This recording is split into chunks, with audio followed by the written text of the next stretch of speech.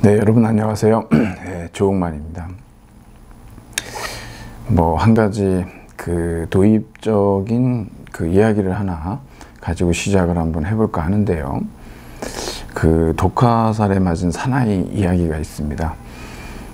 붓다에게 어떤 형이상학적 사변을 깊이 하는 그러한 어떤 사상가가 찾아와서 묻습니다. 이 세상에 이 세상은 영원한가요? 아니면 한계가 있는 것인가요? 이런 얘기. 또 영혼은 불멸합니까? 아니면 불멸하지 않습니까? 이런 이야기들을 합니다. 그때에 이제 붓다는 독화살에 맞은 사나이 이야기를 통해서 무엇이 중요한지에 대한 얘기를 해주죠. 한 사나이가 독화살에 맞았는데 이렇게 얘기한다는 거예요. 누가 쐈는지, 크샤트리아인지 브라만인지, 그 사람이 키가 큰지 작은지, 독화살의 길이는 어떤지, 거기에 장식된 문양은 어떤 색깔인지, 이런 모든 것들을 알기 전까지는 절대로 이 화살을 내 몸에서 뽑지 말아라 라고 한다는 거죠. 그렇습니다. 이 독화살에 맞은 사나이가 해야 될 가장 우선적이고 급선무적인 첫 번째 실천은 결국 그 화살을 뽑는 것이죠. 그 독이 어떤 종류인지 그 외에 많은 다른 부수적인 내용들보다도 화살을 뽑는 것이 우선이다라고 하는 얘기입니다. 우리가 이제 살펴보려고 하는 이 불교라고 하는 이 종교는요, 이 범아시아적인 종교인데, 범동아시아적인 종교인데, 이 종교가 갖고 있는 아주 중요한 특징을 이 독화살에 맞은 사나이라고 하는 것에서 우리가 알 수가 있습니다. 불교는요, 이 불교의 구원론이라고도 우리가 얘기할 수 있는데, 물론 이게 우리가 이제 상식적으로 알고 있는 그런 구원론하고 그리스도교에서 많이 쓰니까요. 근데 그래서 여러분들이 조금 자칫 잘못하면 오해하실 수 있는 부분도 있습니다. 그걸 잘 구분하셔야 되긴 하지만, 불교는 결국은 독화살에 맞은 사나이는 바로 독화살을 뽑아야 한다라고 하는 것. 즉, 이 세상은 무상하고 그리고 또 괴로움 속에 있는데, 여기에서 벗어나는 게 급선무지, 그 외에 다른 어떤 세상에 대한 괴로움에 대한 이런 형이상학적인 사변은 사실상 중요하지 않다라고 하는 생각을 갖고 있는 것이 바로 불교의 기본 아이디어입니다. 불교의 창시자인 붓다로부터 나온 아주 기본적인 생각이기 때문에 우리가 이제 이 불교와 관련된 공부를 해나가는데 그것을 여러분들이 핵심 포인트로 갖고서 좀 따라가 보시면 좋을 것 같습니다. 사실 이 기원전 한 6세기 정도 되죠. 사실상 역사적인 어떤 기록들이 어떤 고타마 시다르트의 탄생과 관련된 역사적 기록들이 남아있지 않기 때문에 정확한 생물 연대를 우리가 알 수는 없습니다. 그래서 보통 한 기원전 6세기라고 이렇게 얘기하고 있습니다. 근데 여러분, 우리가 이제 우리 책에 좀 보시면은 분량이 상당히 많고 이게 짧게 요약되어 있는 것인데도 이것을 제가 허용된 시간 안에 다 다룰 수는 없습니다. 미리 여러분들한테 좀 양해를 구할 수밖에 없습니다. 아무래도 우리하고 직접적인 관련이 있는 어떤 중국 불교라든가 아니면 인도 불교, 특히 이제 한국의 불교에 대한 얘기를 안 할 수가 없는데 아쉽게도 넘어갈 수도 있는 상황이라는 걸 좀 미리 말씀드리고요.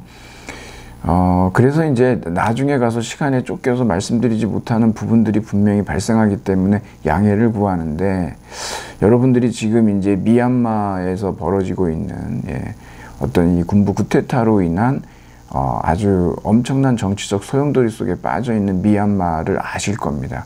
여러분, 미얀마 불교는요, 우리가 중요하게 살펴봐야 하겠지만 남방 불교로서 이제 소승 불교에 속합니다. 그래서 우리 한국 불교도 마찬가지였지만요, 미얀마 불교도 어떤 서구 열강의 지배를 받다가 그 반영 투쟁이죠. 영국으로부터 이제 독립을 하게 되는데, 우리도 그 일제 강점기에서 이제 항일 투쟁을 통해서 뭐 역사적으로 여러 가지 그 요인들이 결부돼 있지만, 우리가 이제 그래서 이제 독립을 이루지 않습니까? 그래서 이제 한국 불교나 미얀마 불교는 공통적인 특징이 뭐냐면 어떤 민족 불교라고 하는, 아무래도 제국주의 시대에 독립을 위한, 그 식민지 어떤 독립을 위한 그 굉장히 중요한 어떤 정치적 구심점이 됐었다라고 하는 부분이요. 근데 거기에 또 하나 들어가는 건 미얀마 같은 경우는 결국은 어떤 그 영국의 자본주의에 대해서 이제 저항하는 차원에서 이 불교가 이제 불교와 이제 사회주의에 아주 밀접한 또 관련이 있습니다. 왜냐하면 미얀마에서는요, 어떤 정치적 통일이라고 하는 것이 불교를 통하지 않고 가능하지 않기 때문에 이런 이제 군부 독재 정권들도 그 불교를 잘 이용하고 있는 것이거든요. 그래서 지금 보면은 이 미얀마 불교에서 국사라고 불리는 아주 뭐 최고의 어떤 종교 지도자 같은 경우는 이런 쿠데타 행위에 대해서 사실상 옹호하거나 아니면 이제 침묵으로 일관하고 있고, 또 한편에 또 이제 지방 지역에 있는 어떤 이 불교 지도자는 아예 그냥 뭐 승원을 떠나서 쿠데타, 반쿠데타 대열의 저항운동에 투신하는 그러한 경우들도 이렇게 볼 수가 있습니다. 그러니까 여러분들이 이런 불교, 미얀마 불교가 안고 있는 그런 역사적인 그 부침들을 같이 들여다보시게 되면 결국 반자본주의 투쟁으로서의 어떤 미얀마 불교의 역할이 있고 그들의 보시 문화가 있기 때문에 이게 이제 쉽게 무 자르듯이 가능하지 않다라고 하는 것을 여러분들이 아실 겁니다. 우리 책에도 언급이 돼 있지만 한국 불교는 어떠냐 그러면 일제 강점기를 거치면서 그 일본의 이제 불교가 들어오면서 이제 한국 불교가 외색화됩니다. 제일 큰 문제는 대처승 제도라고 하는 게 있죠. 그러니까 우리 같은 경우는 이제 비구제인데, 그러니까 어떤 출가해서 독신으로 살지 않습니까? 그런데 이제 일본 불교는 그렇지 않는단 말이죠. 그래서 그것이 한국에 들어오게 되면서 지금까지도 이제 그 처자식을 거느리는 대처승과 비구승과의 이 갈등, 한국 불교가 풀어야 될 큰 문제입니다. 이 외에도 많은 어떤 불교 정화 운동이라든가 이런 것들이 이제 요구되는 이유가 있는데, 마치 이제 고려 시대의 어떤 불교의 타락, 승들의 타락, 뭐 이런 것들하고도 같이 이제 연상이 되는 부분들이 있는데, 한국 불교도 해결해야 될 부분들이 그렇게 많다는 거죠. 왜냐하면 너무 역사가 오래됐고 그 역사 속에서 당시에는 어떤 한국의 어떤 호국 불교가 결국은 뭐 임진왜란 때에도 큰 힘을 발휘했던 건 사실이지만, 그런 부분들로 인해서 또 정치권에서 불교가 이제 뭐 다른 어떤 이데올로기적인 이용의 어떤 대상으로 전락되는 뭐 그런 차원도 우리가 간과할 수가 없기 때문입니다. 자, 그러니까 이렇게 종교라고 하는 거, 이 문화라고 하는 게 그냥 단순히 믿음의 차원에서 끝나는 것이 아니고, 이것이 그 사회에 아주 이 혈관처럼 퍼져 있기 때문에, 그것도 역사성을 안고 있기 때문에 어떤 사건이 벌어지면 매우 복잡하고 풀기 어려운 그러한 어떤 그 또아리처럼 이렇게 꼬여 있는 것들을 우리가 볼 수가 있습니다. 말하자면 이렇게 길죠. 뭐 그만하고 우리가 이제 책으로 좀 돌아가 보도록 하겠습니다. 그래서 이제 책이 좀 필요한 겁니다. 우선은 여러분 59쪽으로 가보시면 이게 이제 불교는 지금 이제 북방불교하고 남방불교로 이렇게 크게 구분이 됩니다.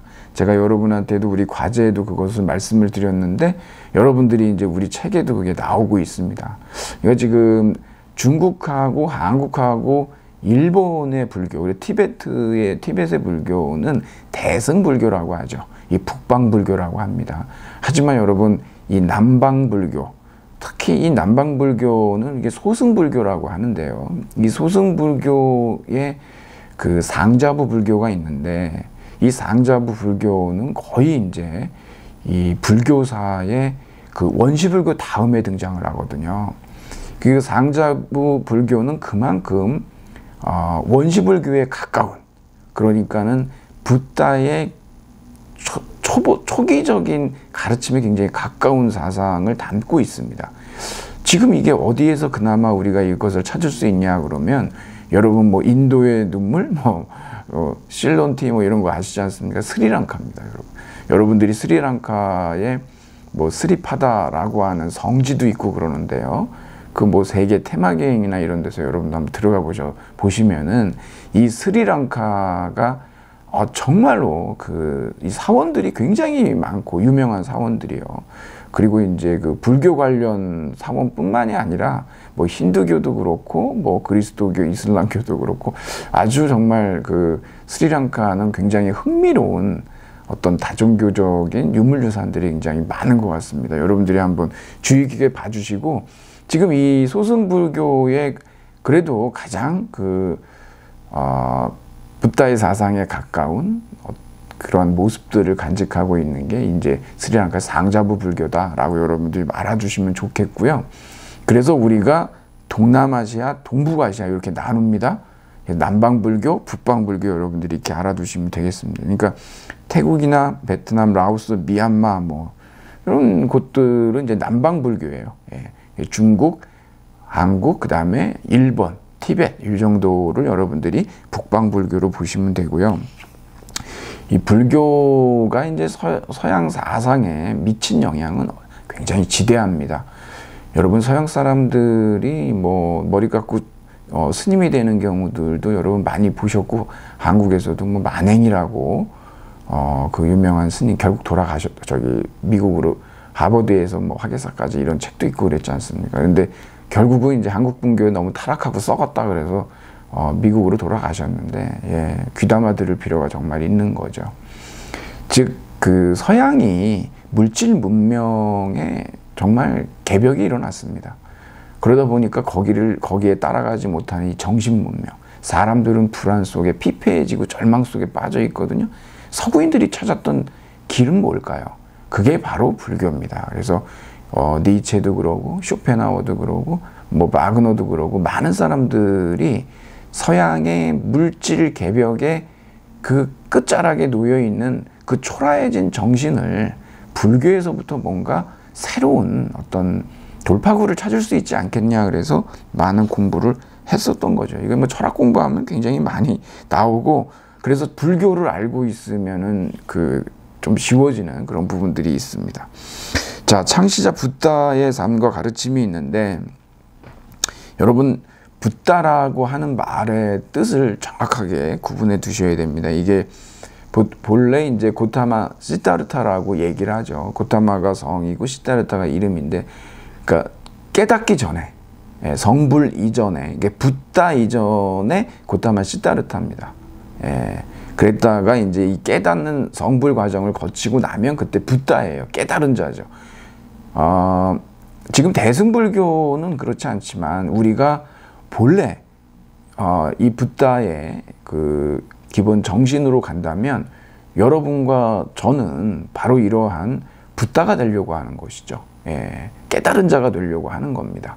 우리의 본성 속에 있는 그러한 이제 견성성불이라고 하는데, 우리의 본성, 우리가 바로 그냥 뭐 내가 부처거든요. 그것을 들여다보면 성불하는 겁니다. 그게. 그래서 이 붓다는 그런 뜻이다. 깨달은 자다라고 하는 거. 그래서 부처, 불타, 불 뭐 이런 식으로 얘기한다라고 하는 거를 좀 알아두시고, 생애는 많은 책들에 뭐 다양한 신화적인 얘기들이 있어요. 여러분들이 이걸 좀 읽어보시면 좋겠고, 뭐 책도 있고 그러니까 뭐 제가 뭐 읽어보시면 얼마나 이제 그 출생이 신비스러운지, 정말 거의 이렇게 뭐 동정녀 탄생에 버금가는 그러한 버전들을 여러분들이 보실 수가 있으실 겁니다. 한번 읽어보시도록 하시고, 그 63쪽도 보시면 여기에 이제 성자 아시타가 와서 이 성인의 상, 그러니까 고타마 시다르타는 출생 전도 그렇지만 출생 후에도 그러고 아주 비범한 그러한 사람이었다라고 하는 거. 워낙 이 위대한 깨달음을 얻은 그러한 인류의 스승이기 때문에 뭐 훗날에 뭐 이러한 작업들은 뭐 보통 이루어지게 마련이죠.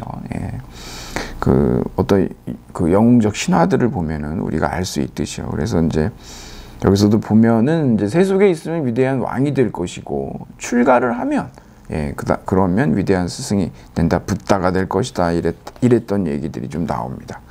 64쪽으로 가보면은 이제 이러한 붓다의 일생, 어떤 뭐 출생에 그 관련된 그러한 신화들에 대해서 이제 어느 정도 이제 선생님도 이제 설명을 하고 계신 거죠.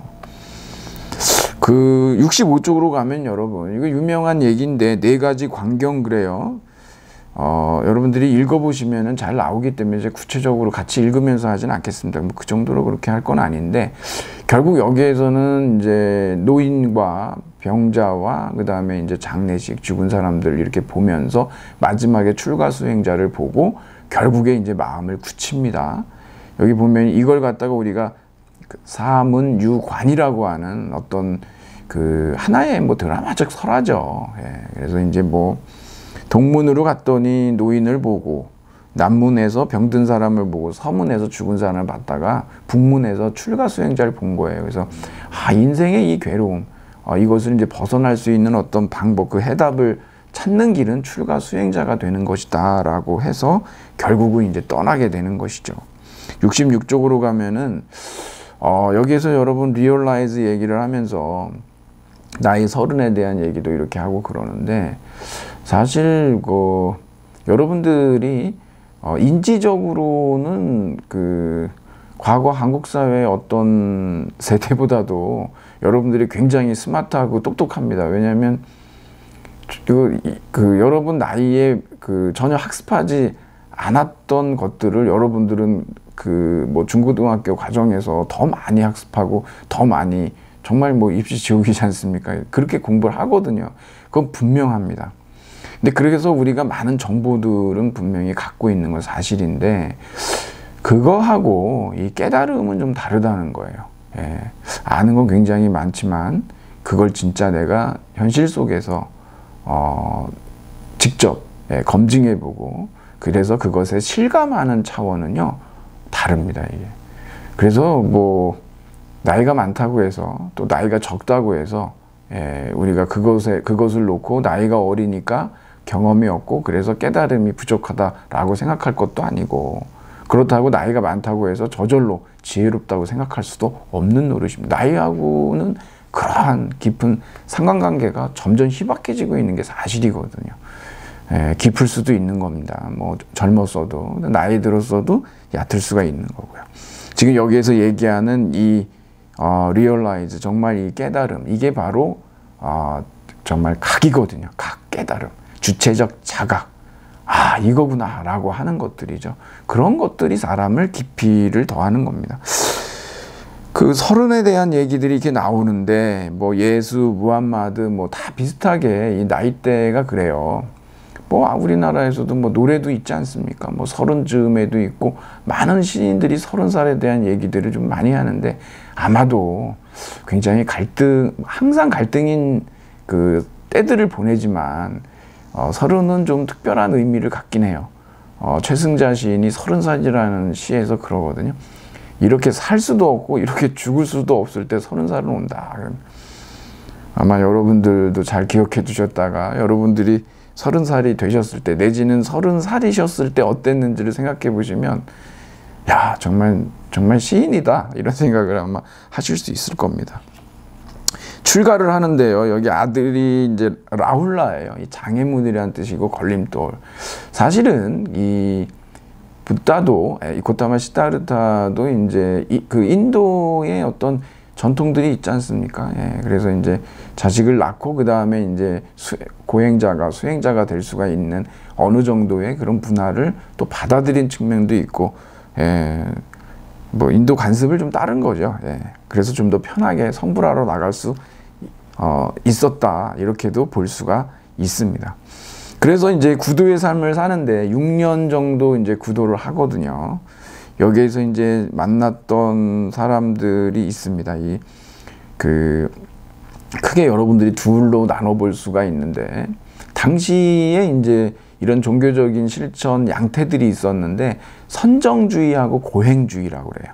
선정주의는 여러분 그 선정, 우리가 선 있지 않습니까? 젠이라고 하는 거. 그러니까 깊은 사색과 명상을 통해서 무언가 깨달음을 얻는 그런 선정주의가 있었고, 고행주의는 정말 우리가 이제 자인화교에서 아주 극단적 금욕주의 같은 거 있지 않습니까? 아임사 있잖아요. 불산세. 아주 극도로 추구해 버리는 거죠. 이런 고행주의가 있었는데, 이 고타마 시다르타가 이러한 어떤 이 삶의 의미를 찾기 위해서 이런 그 출가 수행자의 길을 가게 되는 이유가, 여기서는 굉장히 이제 종교적인 구도로만 이렇게 나와 있는데, 놓치지 말아야 되는 것은 이 시다르타도 어떤 인도의 당시에 그 문화적인, 사회 경제적인 그러한 어떤 틀 속에, 배경 속에 있었던 인물이라는 거죠. 진공 상태의 인물은 아니었지 않습니까? 그러니까 어떤 일이 도대체 있었길래 이러한 구도의 길을 가게 됐는가, 그것을 좀 바깥에서, 외부에서 좀 들여다보기로 하죠. 당시에, 그러니까 여러분 인도 아리안들이 있지 않습니까? 그러니까 겐지스강에서 그들이 굉장히 이제 세력을 넓혀갑니다. 여러분이 아시다시피 브라흐마나라고 베다 다음에 나오죠. 그 브라흐마나 문헌에서 이제 브라만이라는 사제 계급들이 어떤 제위주의를 주장합니다. 뭐 말씀드린 대로 뭐 제사를 드리지 않으면 해가 뜨지 않는다라고 하는 그 정도로 어떤 바라문들의 어떤 이 제2 권력이 극에 달했다라고 여러분들이 보시면 됩니다. 동시에 이 브라흐마나를, 이 제위주의를 얘기하는 때에는 이미 인도 사회가 그 사성 계급 사회라고 그러죠. 바르나라고 해서 피부 색깔에 따라서 이미 4개의 계급, 사실은 이제 하리장까지 따지면 불가촉 천민까지 하면 5계급인데 아예 쳐주질 않지 않습니까? 언터처블로. 이런 4개의 계급이 완전히 확립이 된 상태다라고 보시면 됩니다. 특히 거기에 노예 계급인 수드라 같은 경우는요, 이 인도 아리안들이 드라비다족, 그 원주민들하고의 관계 속에서 또 혼혈을 낳습니다. 그래서 아리아 드라비다족이라고 낳는데, 이들을 그냥 완전히 이 사회의 노동 계급으로다가 아주 이렇게 뭐 분류를 해 놓은 상태라고 보면 되죠. 그리고 이제 이 바라문들의 어떤 이 제2 권력이 그게 달했던 상태고, 여기에 대해서 여러분 불만이 없었겠습니까? 왜 그러냐 그러면, 동시에 이 소위 이제 이 크샤트리아, 또 이제 상공업, 도시 상공업 계층들이 이제 그 권력을 추구하게 되죠. 그 상공업의 발달이 일어나게 되면서 어떤 잉여 생산물들이 등장을 하거든요. 그러니까 이들의 이제 목소리를 그렇게 낼 수가 있는 거예요. 그러니까 그 사성 계급 제도가 확립됐던 것들이 그 상공업 계층의 어떤 성장으로 인해 가지고 사회 구조의 변화가 일어나기 시작하면서, 동시에 이런 어떤 브라만교에 대한 어떤 반론이나 반박, 거기에 대한 거센 반발들이 이제 일어나는 시기였다라고 보시면 됩니다. 그래서 거기에 대해서 결국은 이 브라만교를, 이런 힌두교, 이런 브라만교에 대해서 정면으로 반박하면서 나온 종교가 뭐냐 그러면 바로 이 자인화교하고 그 다음에 불교라고 하는 것이죠. 불교에서 주장하는 건 뭘까요? 이러한 사성 계급 제도를 비판하면서 등장합니다. 그래서 사실 평등 사상을 얘기하게 되고, 나중에 여러분들이 보시면 아시겠지만 이 불교의 어떤 조직에서 우리가 이제 승단이라고 그러죠. 그런 조직들이 있지 않습니까? 불교 공동체. 그 안에 여성도 들어오게 되거든요. 비구니도 들어오지 않습니까? 비구만 들어오는 게 아니라 비구니도 들어온단 말이에요. 그리고 다 이렇게 개방적이고 열려 있다는 겁니다. 그것이 이제 그 브라만교하고의 어떤 차이점이라고 여러분들이 좀 보시면 되겠습니다. 물론 이제 브라만교에서는 뭐 이단이라고 하고 얘기하고 그렇겠지만, 하지만 이제 그러한 어떤 사회 변화에 동의하고 동조했던 이런 어떤 민중들, 대중들은 이제 이 불교에 대해서 이런 새로운 종교운동에 대해서 긍정적으로 바라보고 있었다는 걸 알 수가 있습니다. 이런 상황에서 이제 이 깨달음을 얻으려는 구도의 길이 이제 열린 거고, 그래서 그 두 사람의 이제 한 사람은 상키아 철학을 했던 사람이고 또 한 사람은 요가의 기법을 통해서 이런 선정주의를 통해 가지고 구도를 하려고 했었는데, 여기에서 이제 그렇게 뾰족한 해답을 얻지 못합니다. 그래서 이제 고행주의로 가게 되는데, 이 고행자 5명, 나중에 이들이 이제 깨달은 이후에는 붓다에게 이제 귀의하게 되지만, 근데 여기에서 정말 뭐 거의 죽음에 가까운 그런 고행을 하게 되죠.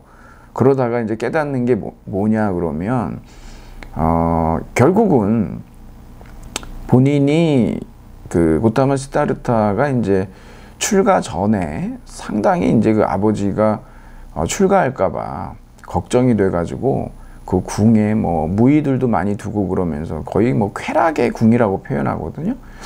뭐 쾌락을 통해서도 구도가 불가능하고 또 이렇게 고행을 통해서도 마땅치가 않더라는 거죠. 예. 그래서 결국 인간이 이제 아무리 고행을 한다고 해도 육체가 있는 한 욕망을 다 끊어낼 수는 없잖아요. 그래서 깨달은 게 뭐냐면 바로 68쪽에 보면은 중도라고 하는 것이죠. 그러니까 쾌락의 삶도 아니고 그렇다고 뭐 아주 죽기 살기로 하는 그런 극심한 고행도 아니더라라고 하는 거죠. 그래서 이제 중도의 길을 여기에서 깨닫게 되면서 또 이제 뭐 우유죽을 먹고 기운을 차리고 여기서 이제 깨달음에 더 정진을 하게 됩니다. 그 마지막 두 번째 단락에 보면 죽음의 신 마라가 등장하는데요. 이것을 우리가 수화 항마라고 하는데, 그러니까 보리수 나무 있지 않습니까? 그 나무 아래서 이러한 어떤 죽음의 신 마라에게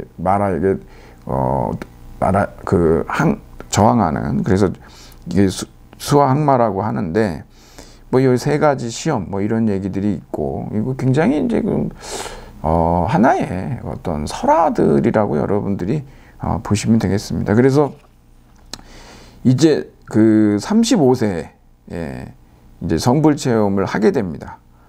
그래서 여기에 보면은 네 가지, 이제 아까 말씀드렸듯이 제가 이제 선정주의라는 얘기를 드렸었죠. 이렇게 이러한 선정에 들었을 때 무엇을 보게 되는지에 대한 얘기들이 좀 있어요. 뭐 전생을 보고 중생의 죽음과 윤회도 보고 그래도 뭐 무명이나 탐욕 이런 불순물들을 다 제거하고 결국은 대각을 성취했다라고 하는 거. 그래서 이제 뭐 숙명통, 천안통, 누진통, 그래서 뭐 삼명통이라고 이렇게 얘기를 하는 것이죠. 그래서 72쪽으로 여러분 가보시면 위에서 두 번째 단락 이거죠. 거기에 보면은 붓다 이후에 모든 불도는 바로 붓다의 이 성불 체험을 재현하려는 사람이다. 이게 본래 불교의 아주 고유한 사상이에요. 예. 지금은 우리는 어떤가요? 지금 이제 한국 불교만 해도 그렇지가 않습니다. 왜 이렇게 됐는지를 제가 2부에서 설명을 해드릴 텐데, 본래 이 고타마 시다르타가 성불을 했고, 그 성불한 걸 통해서 무엇을 말하려고 하느냐 그러면은, 시다르타도 이 자신의 이런 어떤 깨달음의 체험, 이 각의 체험, 이 주체적 자각이라고 하는 거, 이것을 모든 사람들이 하라는 거예요. 그러니까 우리도 다 성불하십시오. 뭐 얘기 나오는 이유가 바로 그런 데 있는 거죠. 여러분들이 우리 이제 9번으로 한번 가보면, 불교는 그 종교의 창시자가 스스로를 신의 예언자라든가 혹은 신의 사도라고 공언하지 않고, 심지어는 최고의 존재인 신의 관념 자체를 부정하는 유일한 종교다. O입니까? X입니까, 여러분? 신의 존재를 인정하지 않나? 인정은 하죠. 하지만 그 신들도 윤회를 해요. 무력하거든요.